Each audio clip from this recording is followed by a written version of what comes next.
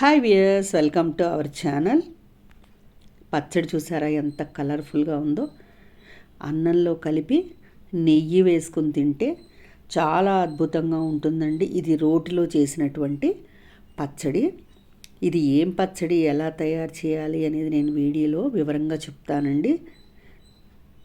ఇది రోజు మనం కూరలు తిని తిని బోరు కొట్టినప్పుడు ఇట్లా వెరైటీగా పచ్చళ్ళు చేసుకొని తింటే చాలా బాగుంటుంది. నెయ్యి వేసాను, మొత్తం కలిపేసేసుకొని ఉల్లిపాయ ముక్కలు చూడండి పెద్ద పెద్దవిగా ఉన్నాయి. ఇలాగ మనం పచ్చడి చేసుకొని తింటే చాలా బాగుంటుంది. ఇది మరి ఏంటో కాదండి, మనం పండుమిరపకాయల కారం సంవత్సరానికి సరిపడా పెట్టుకుంటాం కదండి. ఆ పండుమిరపకాయల కారం కొద్ది రోజులు అయ్యాక నల్లబడుతుందండి. చాలామంది ఫ్రిడ్జ్లో పెట్టుకుంటారు, బయట ఉండేటట్లయితే నల్లబడిపోతుందండి. మొన్న నేను ఫిబ్రవరిలో పెట్టానండి ఇది పచ్చడి. ఆ టైంలోనే కదా మనం శివరాత్రి లేక పచ్చళ్ళు పెట్టుకుంటాము. కొద్దిగా కలర్ తగ్గింది, అయినా బాగానే ఉంది. కానీ పండుమిరపకాయల కారం అంటూ రోజు తినలేం కదండి. దాన్ని మిక్స్ చేసుకొని వెరైటీగా చట్నీ చేసుకుందాం. దానికి కావాల్సింది పండుమిరపకాయల కారం, ఒక దోసకాయ, ఒక ఉల్లిపాయ, అలాగే తిరగమాత పెట్టుకోవడానికి పచ్చడి నూరిన తర్వాత నూనె. నేను వేరుశనగ నూనె తీసుకున్నానండి. మీరు సన్ఫ్లవర్ అయినా తీసుకోవచ్చు, వేరుశనగ నూనె అయినా తీసుకోవచ్చు. వేరుశనగ నూనె కానీ పప్పు నూనె కానీ ఉంటే పచ్చళ్ళకి చాలా రుచి అండి. తిరగమాతలో ఏమేమి వేసానో చూడండి. ఇప్పుడు పొట్టు మినప్పప్పు అండి. పాతకాలం రోజుల్లో కూడా తిరగమాతలో పొట్టు మినప్పప్పే వేసేవాళ్ళండి. పొట్టు మినప్పప్పు, ఆవాలు, జీలకర్ర, ఎండుమిరపకాయ. ఈ పొట్టు మినపప్పు అనేది ఆరోగ్యానికి చాలా మంచిదండి. ఇందులో మనం శనగపప్పు వేయట్లేదు. ఈ దోసకాయ ముక్కలకు సరిపడా ఉప్పు, ఇంగువ, వెల్లుల్లిపాయ, కరివేపాకు, పసుపు, ఇవి దీనికి కావాల్సిన. ముందుగా మనం దోసకాయ చెక్కు తీసేసి సన్నగా ముక్కలు కట్ చేసుకున్నామండి. నేను గిజర్ తీయలేదండి, అంటే గింజలు తీయలేదు. మీకు వద్దు అనుకుంటే గింజలు ఇష్టపడకపోతే గింజలు తీసేయచ్చండి. అలాగే ఉల్లిపాయలు కూడా ఇట్లా పొడుగ్గా పెద్ద ముక్కలు కట్ చేసేసుకున్నాను. మనం తినేటప్పుడు ఈ ఉల్లిపాయ ముక్కలు పుల్ల పుల్లగా చక్కగా బాగుంటాయండి వెల్లుల్లిపాయలు. ఇప్పుడు రోల్ దగ్గరికి వెళ్ళిపోదామండి. దోసకాయ ఒక్కొక్కసారి పులుపు ఉండదు కాబట్టి కొద్దిగా చింతపండు వేసుకోవాలండి. ఆ చింతపండు వేసుకోవటం వల్ల రుచిగా ఉంటుంది. పండుమిరపకాయల కారంలో ఆల్రెడీ మనం ఉప్పు, చింతపండు వేస్తాం, కానీ ఈ దోసకాయ ముక్కలకు తగ్గట్టుగా ఉప్పు, చింతపండు అనేది మనం యాడ్ చేసుకుంటున్నాము. దోసకాయ చప్పగా ఉన్నా లేదు అంటే తీపి పులుపు లేకపోయినా మనం చింతపండు అనేది వేసుకుంటే చాలా బాగుంటుంది. అన్నీ పక్కన పెట్టేసుకుందామండి. రోలు చక్కగా కడిగి తుడిచేసాను. ఇది మా అమ్మమ్మగారు రోల్ అండి. మా అమ్మగారు వాడుకొని నాకు ఇచ్చారు. చూసారా, రోల్ అంతా కడిగి నీట్గా చేసేసానండి తుడిచి. చింతపండు వేసేసా రోట్లో. కొద్దిగా ఉప్పు, ఒక పావు చెంచా ఉప్పు వేసాను. ఎందుకంటే పండుమిరపకాయల కారంలో ఇందాక చెప్పాను కదా, ఉప్పు చింతపండు ఉంటాయండి. మనం ఈ దోసకాయ ముక్కలకు సరిపడానే ఉప్పు, చింతపండు అనేది వేసుకోవాలి. ఉప్పు, చింతపండు, కొంచెం చింతపండు మెత్తబడే వరకు ఇట్లా ఉప్పు వేసి దంచితే మెత్తబడిపోతుందండి. చూసారా, మామూలుగా గట్టిగా ఉంటుంది కదా చింతపండు, ఉప్పు వేసి దంచడం వల్ల మెత్తబడుతుందండి. ఇప్పుడు పండుమిరపకాయల కారం మనం ఇందులో వేసేసుకుని మెత్తగా దంచుకుందామండి. ఒకవేళ రోలు లేని వాళ్ళు మిక్సీలో అయినా చేసుకోవచ్చు ఈ పద్ధతిలో. దోసకాయ ముక్కలు మాత్రం మనం వేసేటప్పుడు కొంచెం ముక్కలు నలగకుండా మిక్సీని రన్ చేసుకోవాలండి.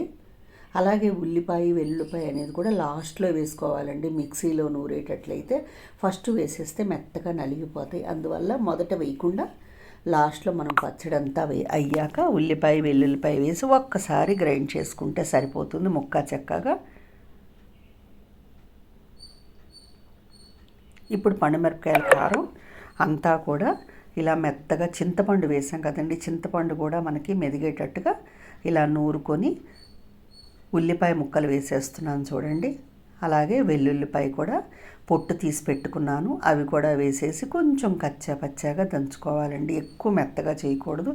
ఈ ఉల్లిపాయలు మనం తినేటప్పుడు పంటి కింద పుల్లగా, ఉప్పగా వస్తాయి. చాలా బాగుంటుందండి. ఇది వారం 10 రోజుల పాటు నిలవ ఉంటుంది. మనం ఫ్రిడ్జ్లో స్టోర్ చేసుకుంటే. దోసకాయ పచ్చిది కదండి, పండుమిరపకాయల కారం అయితే నిలవ ఉంటుంది, కానీ దోసకాయ పచ్చిది కదా, వాసన వచ్చేస్తుంది. మనం ఏదన్నా చక్కగా డబ్బాలో పెట్టి ఫ్రిడ్జ్లో పెట్టుకుంటే ఒక వారం 10 రోజుల పాటు దీన్ని తినచ్చండి. మనం ఎన్ని కూరలు ఉన్నా కూడా ఒక్కొక్కసారి కమ్మటి పచ్చడి ఉంటే పచ్చడితోనే అన్నం తినాలనిపిస్తుందండి. అంత బాగుంటాయి రోటి పచ్చళ్ళు. ఎందుకంటే కూరలు ఏవి దీనికి సాటి రావండి. ఇలాగ దోసకాయ ముక్కలు కూడా వేసేసుకొని ముక్క అంతా నలగకుండా ఇట్లా దంచుకోవాలండి. అంటే దోసకాయ ముక్కలు మెత్తగా అయిపోకుండా మనం ముక్కలుగానే దంచుకొని పండుమిరపకాయల కారం, ఉల్లిపాయ, ఈ దోసకాయ ముక్కలు అన్నీ కలిసేటట్టుగా మనం 2 నిమిషాల పాటు దీన్ని దంచేసి తీసి తిరగమాత పెట్టుకుందామండి.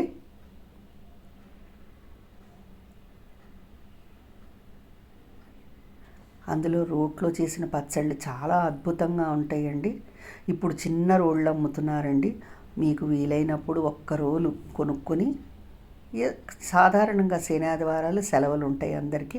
కనీసం శనివారమో ఆదివారమో వారంలో ఒక్కరోజు ఇట్లా రోటి పచ్చడి చేసుకొని తింటే అసలు ఆ రుచే వేరండి. మిక్సీలో చేస్తే ఆ రుచి రాదండి. ఇప్పుడు పచ్చడి అంతా మనం ఇట్లా కప్పుల్లోకి తీసేసుకొని తిరగమాత పెట్టేసుకుందామండి. ఇలా ముక్కలుగానే బాగుంటుందండి ముక్కల పచ్చడి. పండుమిరపకాయల కారం మాత్రం మెత్తగా నూరుకోవాలి. మిక్సీలో కూడా ముక్కలు కనపడేటట్టుగా గ్రైండ్ చేసుకోండి. ఎక్కువ మెత్తగా గ్రైండ్ చేసేయద్దండి. ఈ పచ్చడంతా చక్కగా రోట్లోంచి కప్పుల్లోకి మార్చేసుకుందాము. తీసేసుకొని మొత్తం ఇప్పుడు స్టవ్ ఆన్ చేసేసుకొని ప్యాన్ వేడి చేసుకొని తిరగమాత పెట్టుకుందామండి. వారంలో ఒక్కరోజైనా ఇలా చేసుకుంటే చాలా రుచిగా ఉంటాయండి. ఇలాగ మనం కప్పుల్లోకి తీసుకున్న పచ్చడికి ఇప్పుడు తిరగమాత పెట్టుకుని ఒక ప్యాన్ వేడి చేశానండి. ప్యాన్ వేడి చేసి ఇందులో నేను గ్రౌండ్ నట్ ఆయిల్ వేస్తున్నానండి. గ్రౌండ్ నట్ ఆయిల్ కానీ పప్పు నూనె కానీ వాడుకోండి. పచ్చళ్ళకి చాలా రుచిగా ఉంటుంది, కమ్మదనం కూడా వస్తుందండి. నూనె కాగిన తర్వాత మనం తిరగమాత గింజలు అనేవి వేసేసుకుందామండి.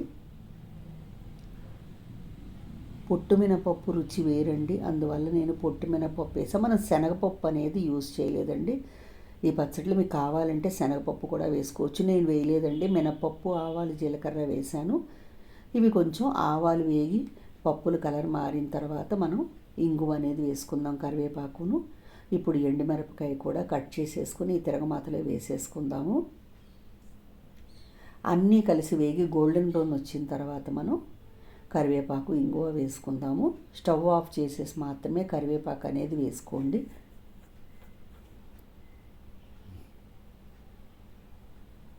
తిరగమాత వేగుతున్నది. ఇప్పుడు వేగిన తర్వాత ఇంగువ అనేది యాడ్ చేద్దాము. ఒక్క నిమిషం ఇంగు వేగిన తర్వాత స్టవ్ ఆఫ్ చేసేసేద్దామండి.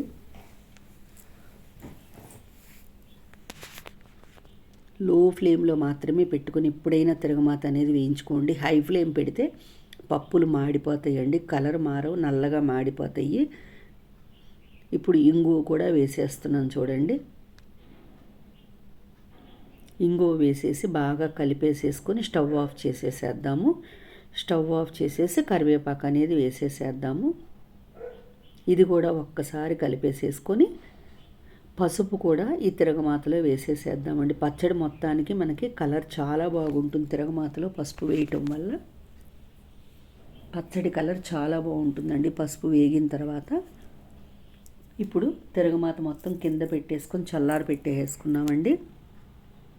ఈ చల్లారిన తిరగమాతలో పచ్చడి అంతా వేసేసి బాగా కలిపేసుకుందాము. కలిపేసేసుకొని మనం ఏదన్నా బాటిల్లో తడి లేకుండా చూసేసుకొని పెట్టుకొని ఫ్రిడ్జ్లో పెట్టేసుకుంటే బాగుంటుందండి.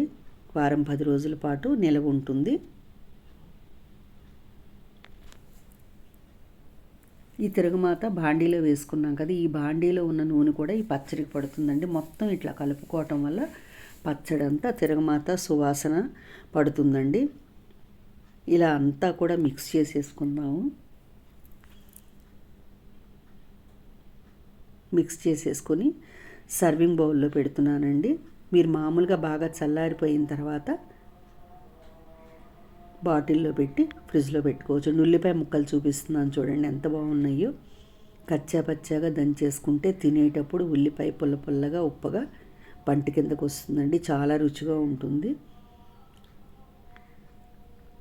ఇప్పుడు దీన్ని సర్వింగ్ బౌల్లోకి మార్చేసుకుందాము.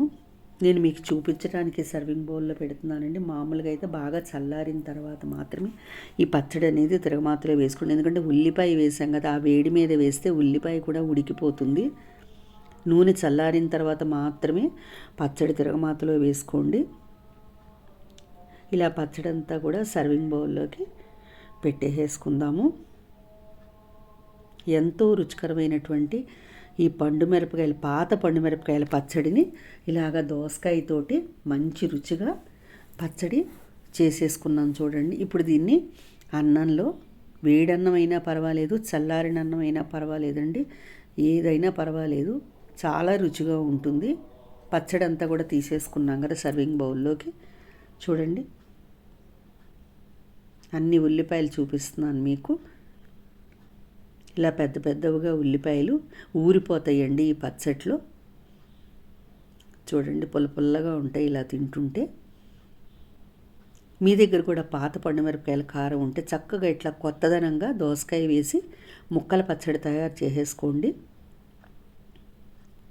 ఇంకా కొన్ని పచ్చళ్ళు కూడా ఈ పండుమిరపకాయల కారంతో మనం తయారు చేసుకుందాం. ఎందుకంటే పండుమిరపకాయల కారము, మాగా అయినా పండుమిరపకాయల కారం అయినా ఏదైనా కూడా మనకి ఇలాగా తయారు చేసుకోవచ్చండి. కలర్ఫుల్గా ఉంది కదా, రుచి కూడా అంతే బాగుంటుందండి. ఒక్కసారి మీరు కూడా ట్రై చేయండి. ఇలాగ అన్నంలో కలిపి నేను నెయ్యి వేశాను. నెయ్యి వేసి కలుపుకొని చూపిస్తున్నాను చూడండి. ఇంత రుచికరమైన పచ్చడి మీరు తయారు చేసుకోండి. పాత పండుమిరపకాయల పచ్చడిని ఇలాగ కొత్త రూపంలో తయారు చేసుకోండి. మీకు కనుక ఈ వీడియో నచ్చినట్లయితే లైక్ చేయండి, షేర్ చేయండి, సబ్స్క్రైబ్ చేయండి. చక్కగా ఇట్లా రోటి పచ్చళ్ళు చేసుకొని